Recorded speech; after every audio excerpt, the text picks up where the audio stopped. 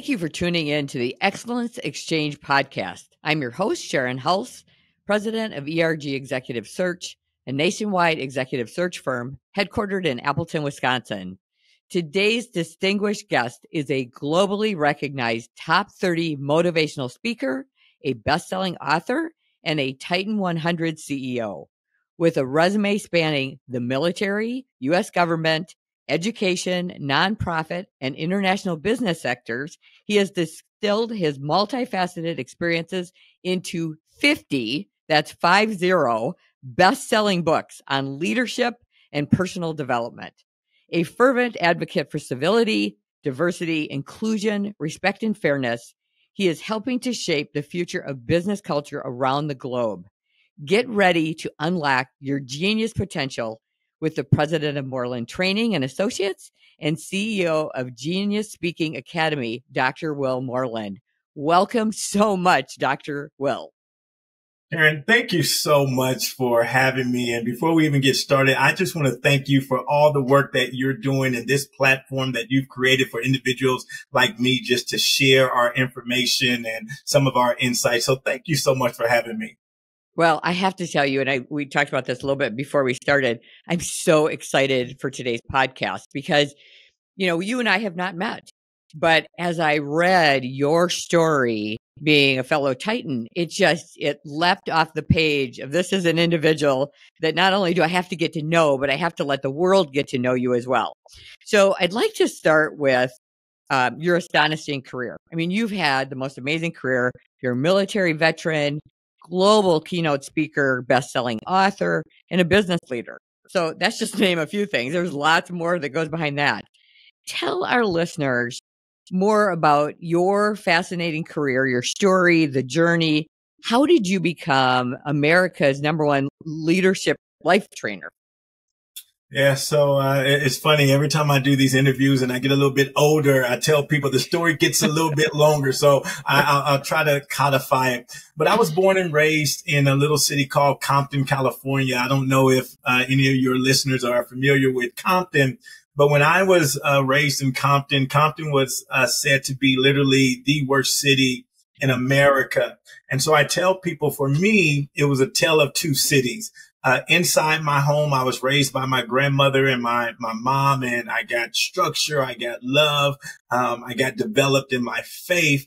But when I would leave the house, I was surrounded by a very impressionable community. So unfortunately, I found myself on the wrong side of the law, getting in trouble very early on in life. And then at the age of 18, I had a very transformational moment. I was in a California courtroom, and the judge was looking at me, and I had just turned 18. And he said to me, "Mr. Moreland, you're headed nowhere fast." And he says, "If I sentence you today, this will stay with you for the rest of your life. And I don't want to do that.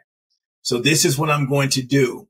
I'm going to allow you to leave my courtroom today, and I want you to return in 2 weeks. And I want you to tell me what you're going to do with your life and give me a reason not to send you to one of our nice facilities, aka jail."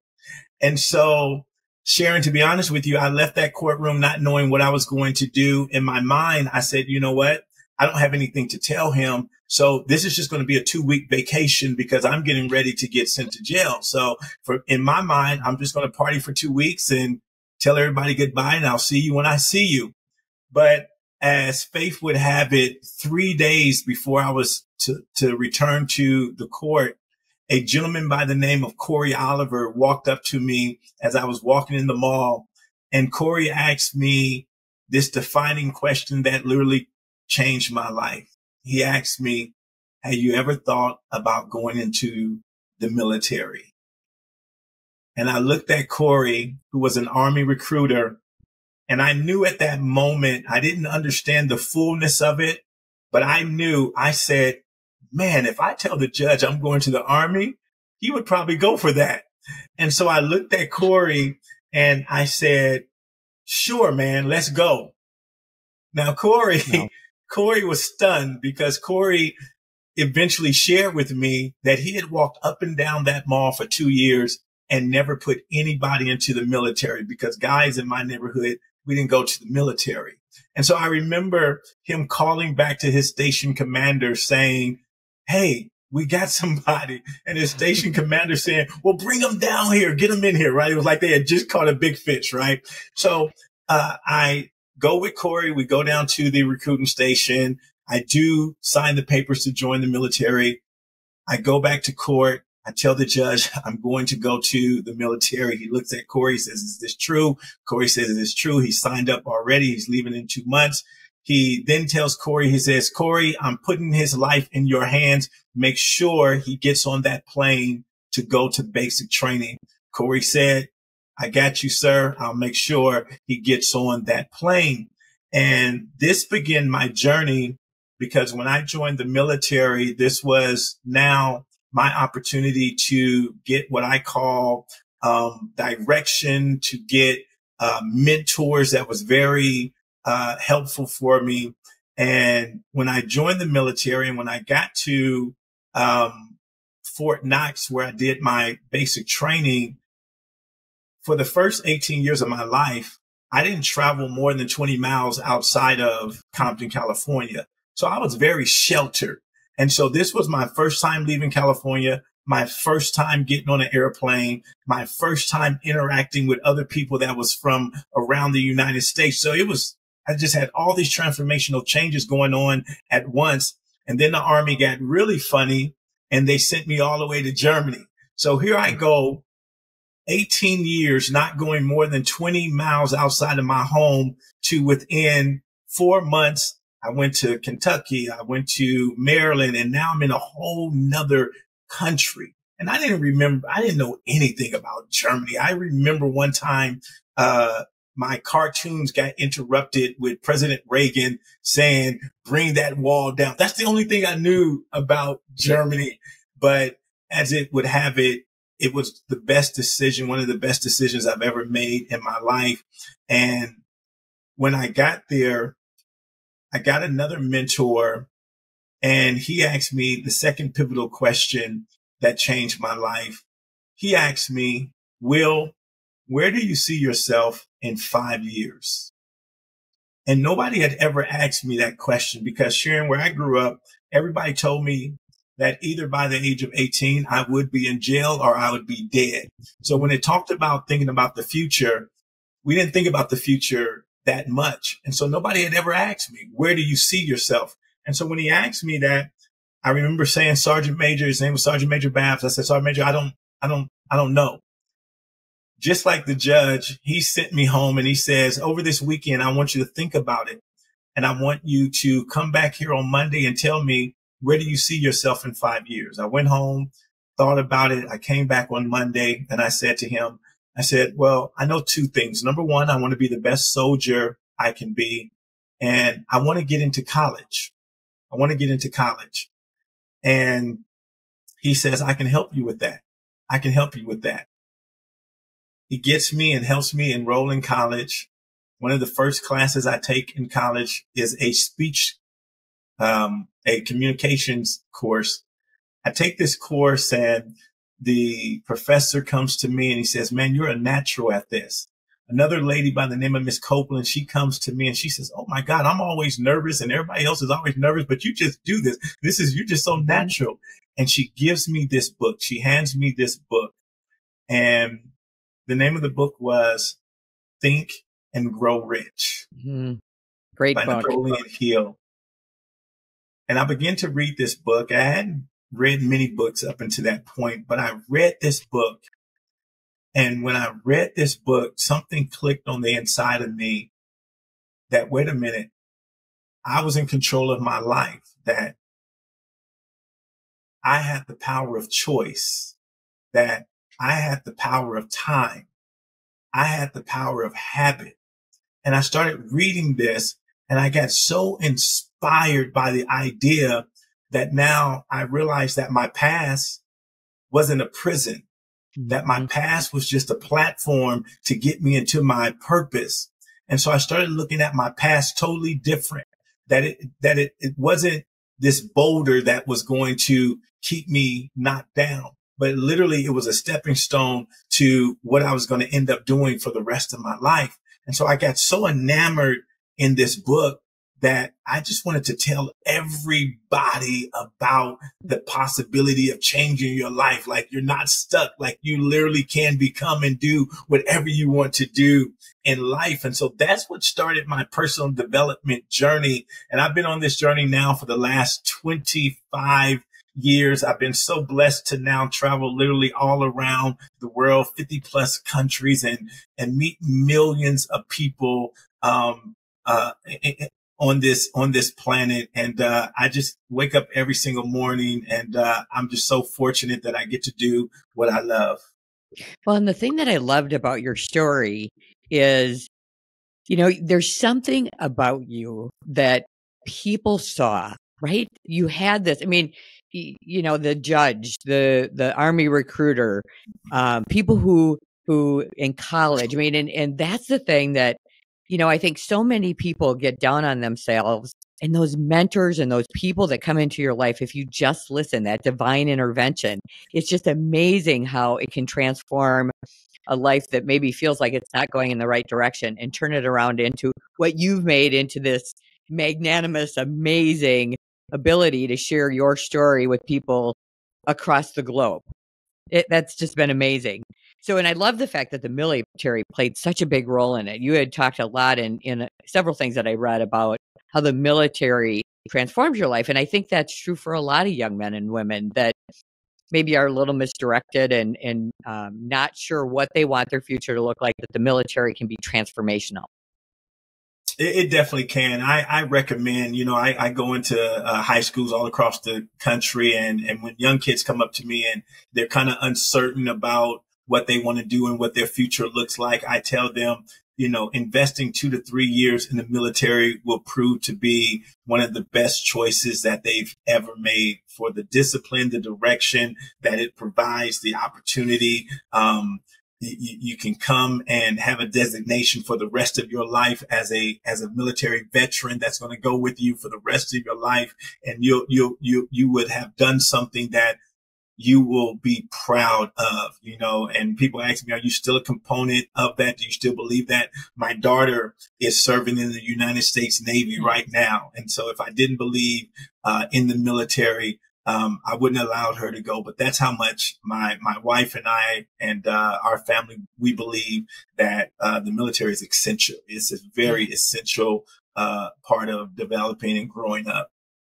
So the other thing that, sort of leapt off the page was the 50 books. I mean, seriously, I wrote one and I'm thinking, okay, it took me 5 years to write one. That's 250 years. I'm pretty sure that that's not going to happen.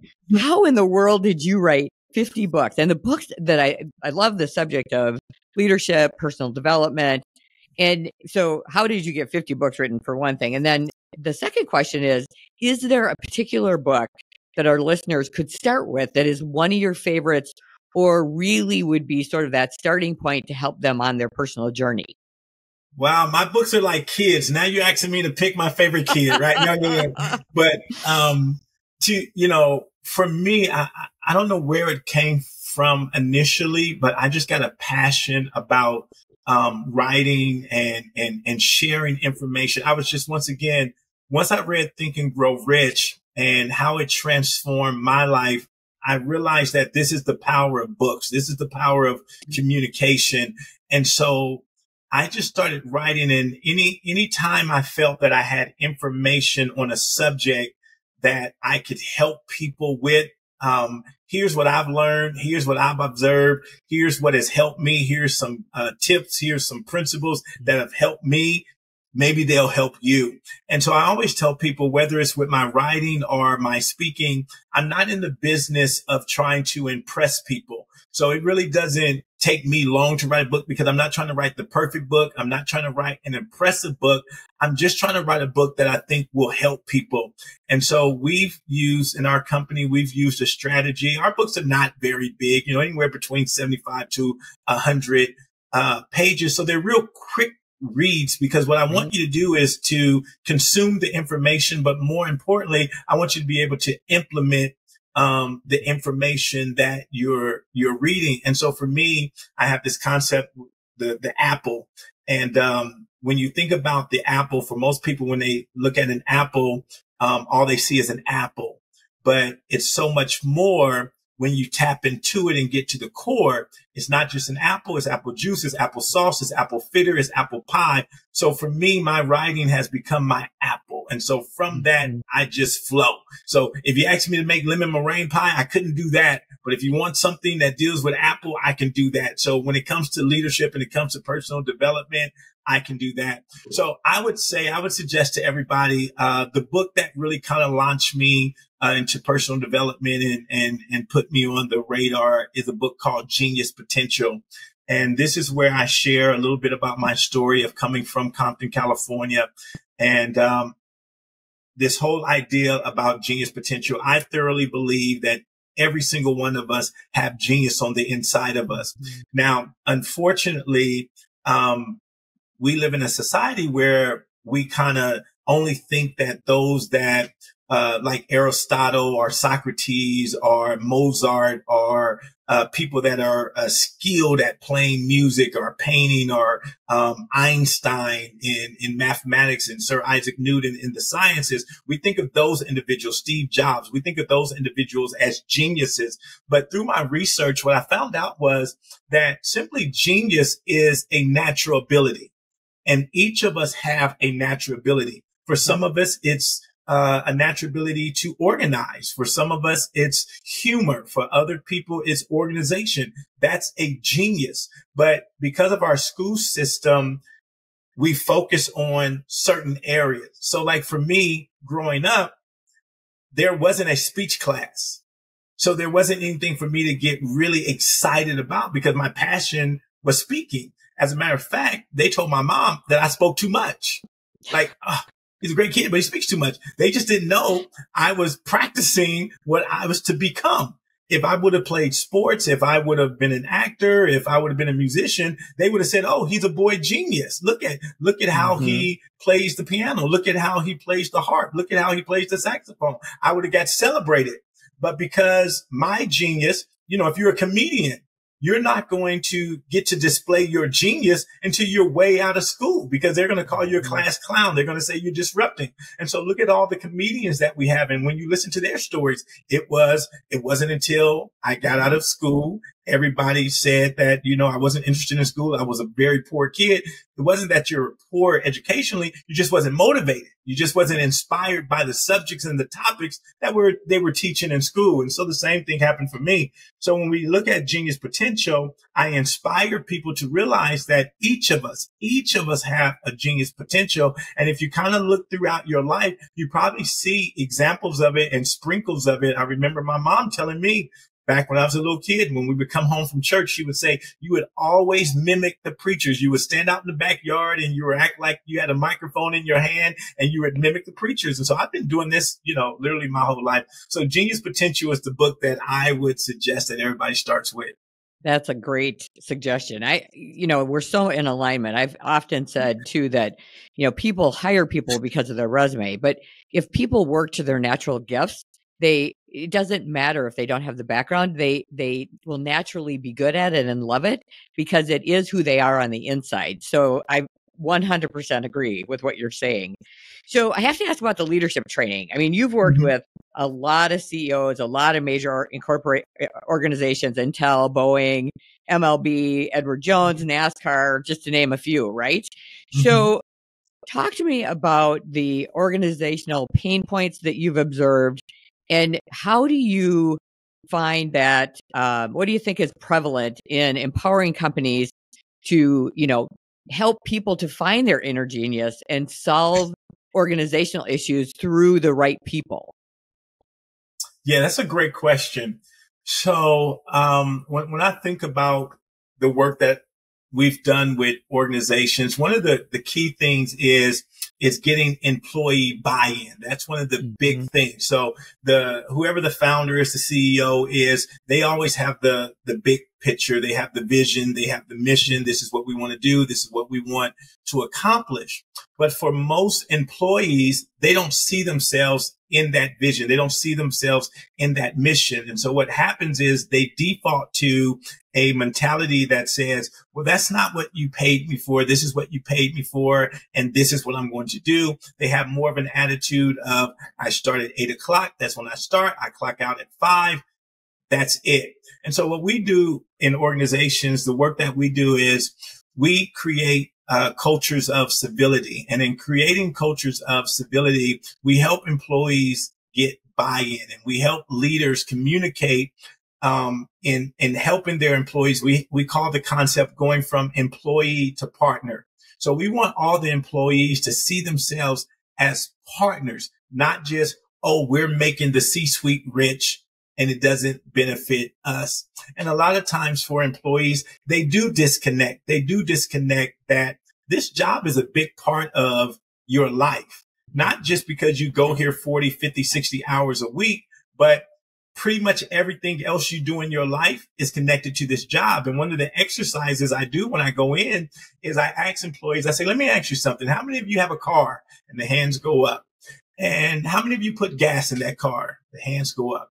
Let me ask you, the money that you use to put the gas in that car, where does that money come from? Oh, it comes from my job. Okay, good. How many of you in here either pay rent or pay mortgage? Hands go up. Let me ask you, the money that you use to pay that rent or pay that mortgage, where does that money come from? Oh, it comes from this job. Okay, so your transportation, okay, your housing. Okay, how many of you eat every day? You eat every day? Well, the money you use to buy groceries, where did that come from? And so I get them to see that, wait a minute, it's imperative that this job does well, that this company does well, because if this company went belly up, my life would be impacted. And it's the light bulb sharing goes off because they haven't connected that the rest of their life is connected to this job. And so if my life is connected to this job, what should be my attitude? And so we help marry mission and attitude together. So buy-in is one. And then the other, that I see, is the communication, right? Between leaders and employees, and effective communication. What I've observed is most leaders, they became leaders because they were good at a particular skill. So the salesperson was the best salesperson. So we're going to promote him or her and make them be the manager over the sales team. But they had no people skills. Right. They had no communication skills. They were good at what they did. They knew why they were motivated. They knew why they were waking up early. They knew why they were working late. They knew why they were hitting their numbers. But then when it comes time to motivate Will to do the same thing, our motivations aren't the same. And so they would see rejection from their teams. And then they're now frustrated because they used to be the superstar. They were the rock star. But now they're the failing manager. So we go in and we help the managers with their people skills and their communication skills. And we help them learn how to connect with their employees on a more personal basis. Yeah, that's and everything you said is so true. That amazing work. So I want to make sure that we take time to talk about the other side of Dr. Will, and that is you are an ambassador of the World Civility. And for the last few decades, you and your team have made it your mission to share the philosophy of leading with civility. So I want you to speak more about your mantra as leaders. We're in the business of people. Specifically, how does that mantra translate into actionable strategies for improving corporate culture, driving engagement, and ultimately boosting performance, which is what I think all as leaders, we're all searching for. So talk to us about that. Yeah. So once again, I've been fortunate. My career started off in the military, and being in the military, it enabled me to meet people from all different diverse backgrounds. I've had the opportunity to once again travel to 50 plus countries. I've lived in 5 different countries. And so it's given me a very unique perspective on humanity. And perspective is so powerful because if you have the improper perspective, then you'll look at people totally from screwed eyes. And so I believe personally that 98% of our world population, out of those 8 billion people, I believe 98% of humanity are really good people, are really, really good people. And there's about 2% that are on some other mission, right? Right. Unfortunately, those are the people that usually get highlighted, and that then sours how we look at humanity. And so what I had to learn, and what has been very beneficial for me, is number one, that whenever I'm interacting with someone, I'm interacting with them, and they're not a representation of the whole.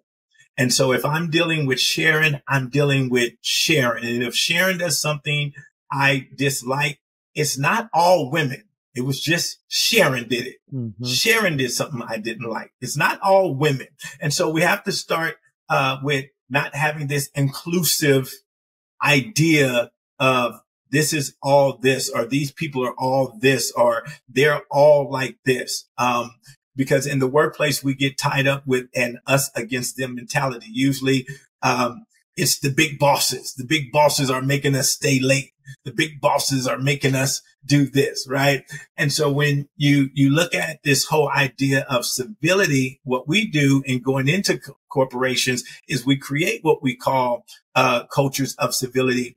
And the whole idea around that is tied into leading with civility, is where we get, number one, leaders to start looking at their employees as individuals and looking at them with the eyes of humanity.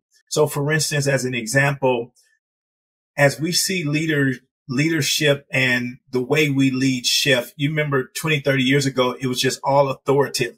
Do what I say. Don't ask me any questions, right? Yeah, our fathers. I don't care.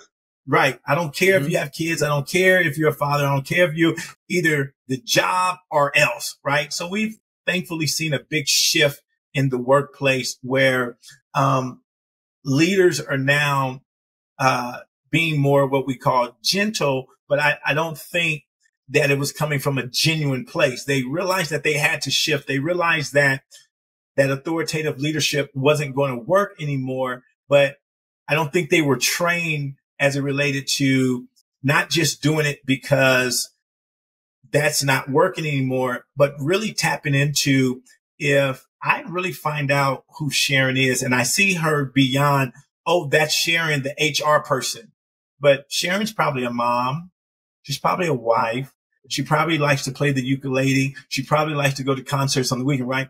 If I can tap into her humanity side, beyond what we've hired you to do with this task, what else do you like to do? Because now as a leader, oh, maybe there may be something else I can have you do in the office that goes beyond that skill set. Maybe outside of work, you are an event planner. Well, we have events here, Sharon. So if we want to celebrate everybody's birthday here, Sharon, I'm going to put you in charge of that. Now, Sharon is coming to work and she has a whole different perspective about the workplace now. It's not just about the HR work that she has to do. She's now excited because she can show a different expression of herself. And so we've been going into companies now and we've been sharing this philosophy with them, getting to know your employees on a personal level, because that was unheard of, right? I remember in the military, we would call it a fraternization, right? You're not supposed to communicate with those that are not the same rank as you. But we found that's not the most effective. There can still be respect there. There can still be a degree of honor there in positions. And you can still talk to your employees and have a personal relationship with you, and they can still get the job done. So that's what we've been doing over the last 20 years. And we've seen great strides, and our clients report back to us that the morale is up, or that their engagement is up. And back to your point of productivity, because at the end of the day, there has to be a duality there, right? We got to keep making money. We got to keep earning money. So we just can't have kumbaya. We still got to earn money. And so we've shown them that, yep, you can be a very profitable company. And going back to what I said earlier, when we get to the employees to see themselves not just as employees, but as partners. They want the company to do better. And so now they're not going to sit around and be non-productive. They're going to even be more productive because we've been able to make the connection that your livelihood is connected to this. And the better the company does, the better you will do in the long run as well. Yeah, that's so true. I mean, that's wonderful. And I agree. As we look at cultures that are in all these organizations, that is one of the defining moments, is when an employer understands that getting to know your people on a personal level, not just who they are as workers, but to really get to know what's important to them, makes such a difference. So you've been quite the award winner lately. So you won Martin Luther King Jr.'s Living the Dream Award. That sounded amazing.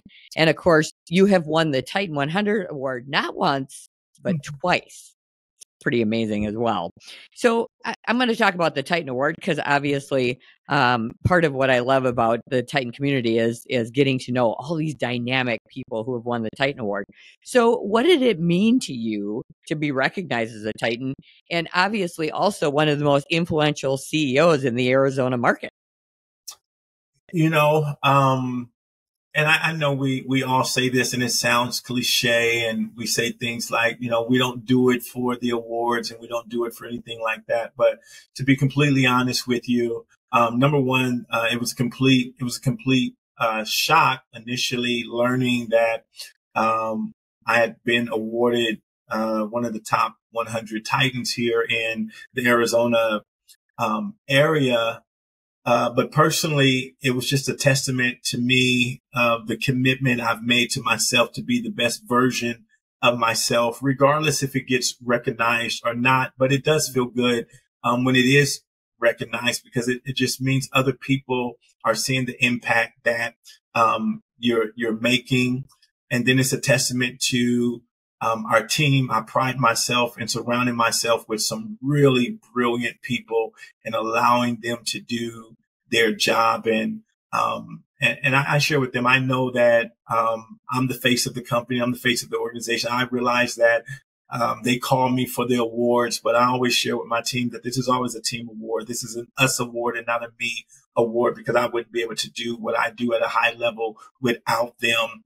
And then I found work that I truly love and I can truly make a difference. And so I use the word work, but it's not really, it's not really work. I really truly wake up every single morning with a heart of gratitude that I get to work with some amazing individuals, some amazing corporations that are truly committed to making their cultures better, making their environments for their employees better, and making the world in itself a better place. And so and then to, win it and be named for a second year, that I was good with 1 year, and I was just blown away that our work, it just really speaks for the type of work that our team does and the hard work that we put in.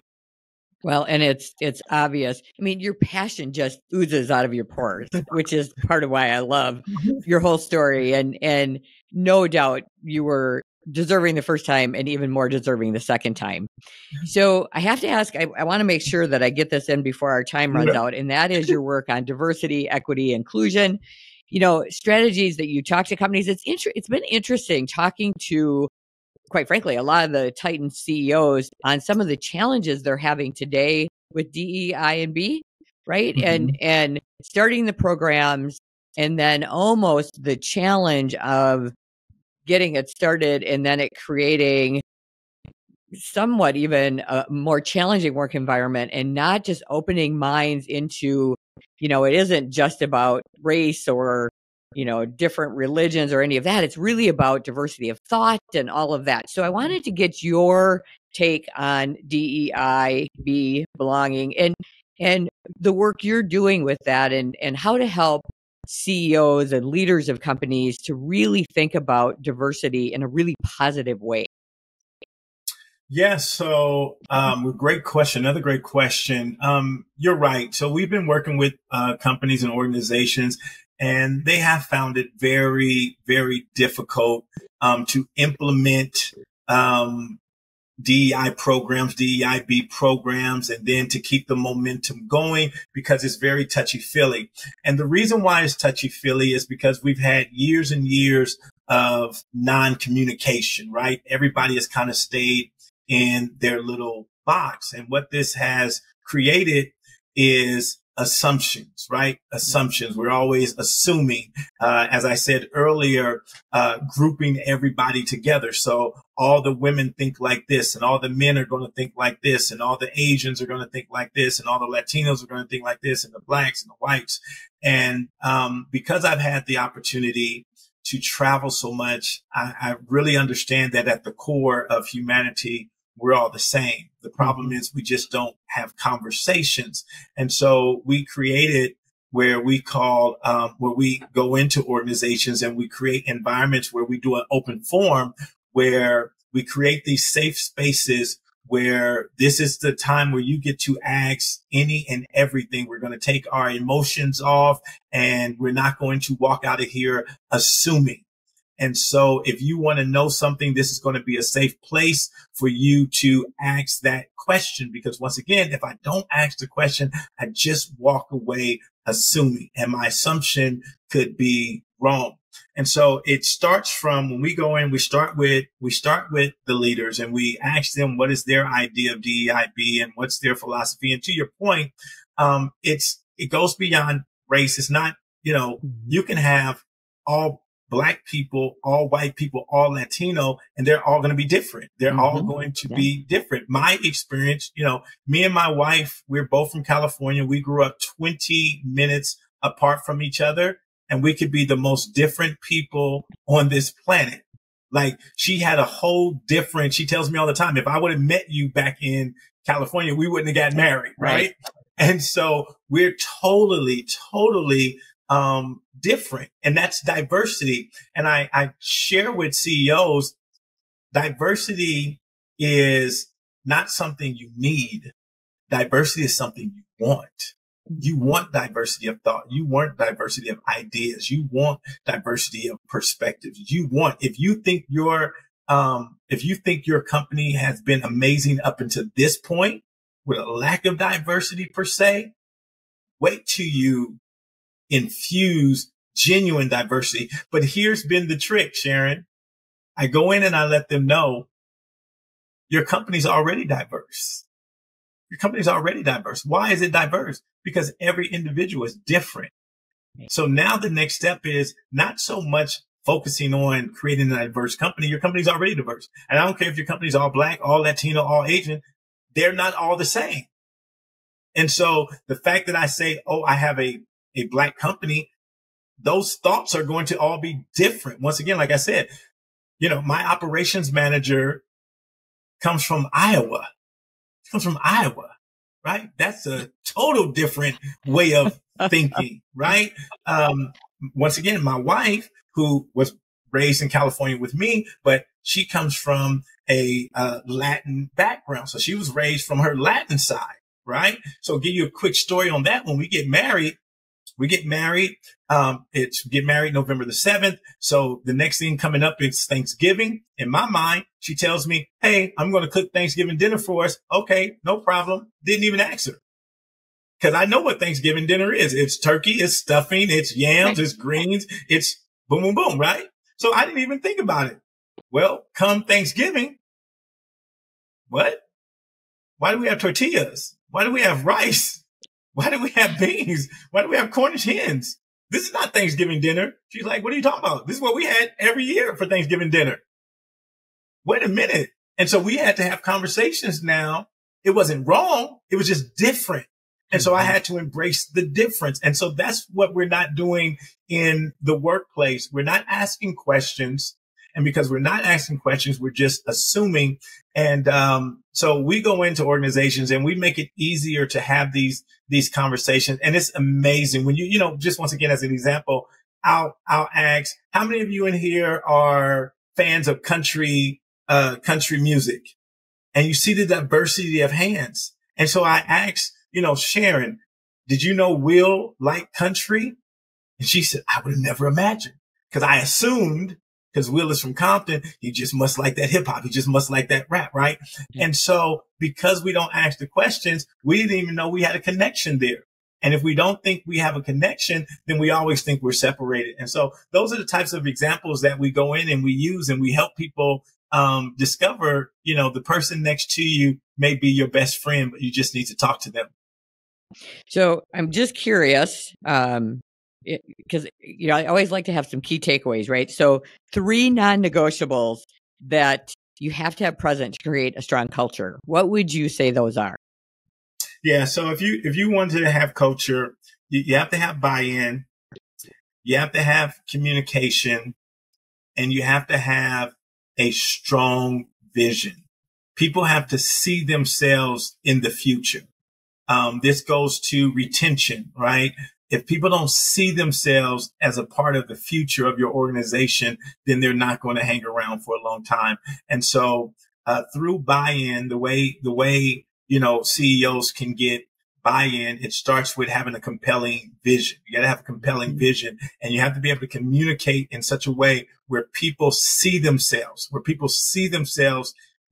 it's not just about the company making their targets. Oh, we went up another 20% in sales. Oh, we expanded into a new market. That does nothing for the employee. They don't get excited about that. They don't get excited about that, right? And so if you focus on the buy-in, you focus on the vision, and you focus on consistent communication, then you'll be creating a significant culture in your organization. And how about high performance? I mean, I know you work across a number of industries. You're not just segmented into one industry, obviously, by all the keynote speeches that you've done, over 2,000 organizations. So talk to me about the high performance. What strategy do you see that, regardless of industry, universally helps an organization to build high performance? Yeah. So I love talking to organizations about high performance coming from the military. And I do a lot of work with professional sports teams. And so we talk about high performance a lot. And it goes back to a compelling vision, right? When I'm talking to organizations, it's not about getting everybody to like each other and have kumbaya moments, but we have to have a uniformity of the vision. What is the vision? So when I'm talking to sports teams, when I'm talking to high performing teams, we got to get unison on the vision. What is everybody's goal? So we always call it the championship. So we have to determine for our department, for our organization, what's the championship? What's the championship? So once we define the championship, so for our unit, it may be in the warehouse, safety may be the championship. We want 100 days without any accidents.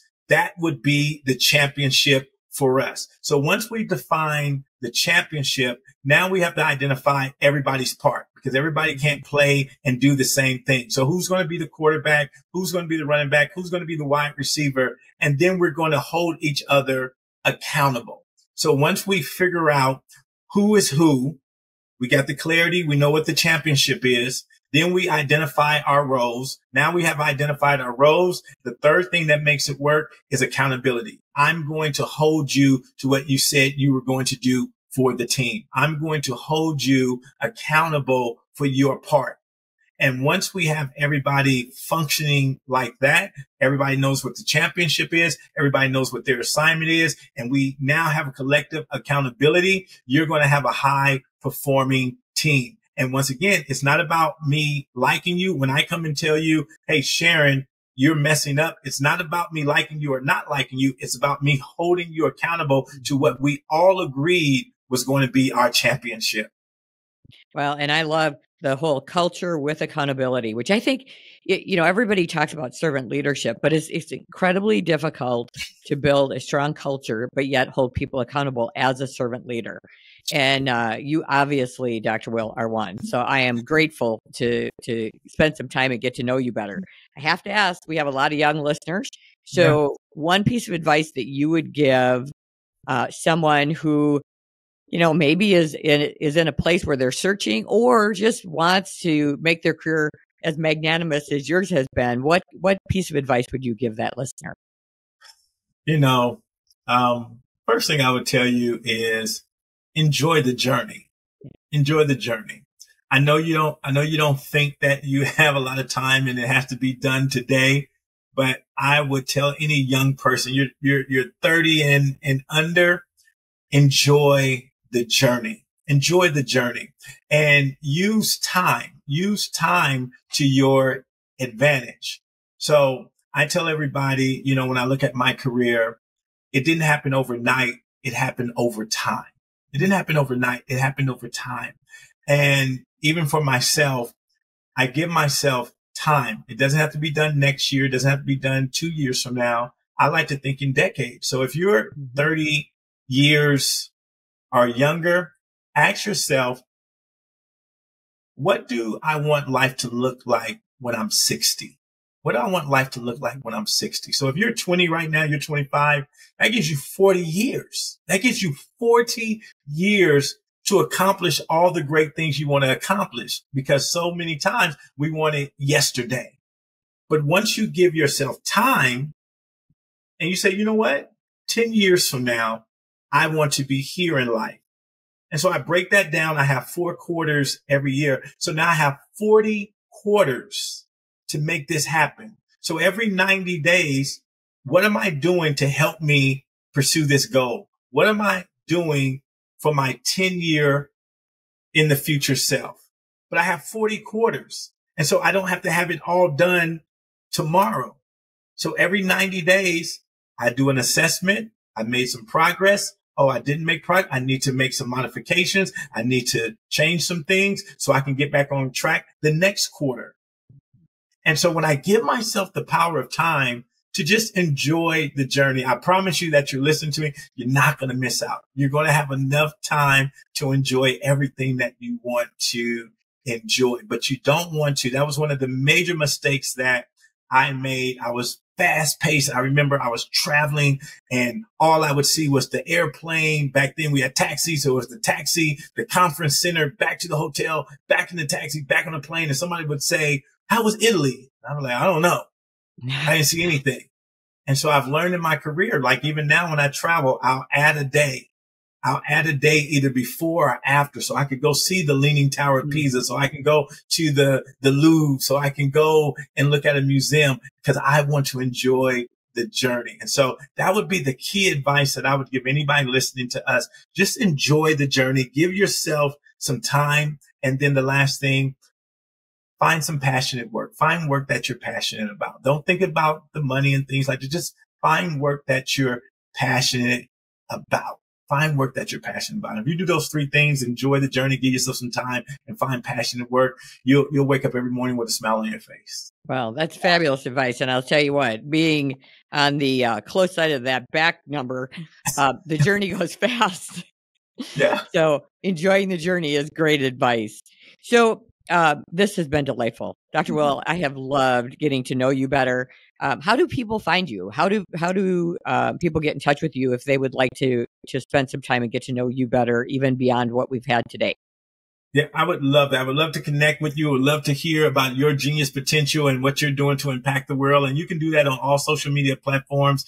Go to the handle at Dr. Will Speaks, DrWillSpeaks. Dr. Will Speaks. That's my handle across all social media. If you want to talk business stuff, corporate stuff, go to our website, morelandtraining.com. Moreland Training, MORELAND, training.com. And you can see all the work we're doing with organizations, schools, and associations around the country. Well, I just have to say thank you for your time and thank you for all the wonderful things that you are doing around the globe. It has been delightful, like I said, to get to know you, and I look forward to, and I do come to Arizona somewhat frequently. So next time I'll buy you dinner next time I'm down there. Please reach out. I would love to connect with you in person. Please do. That would be great. Thank you again so much for your time. Take care.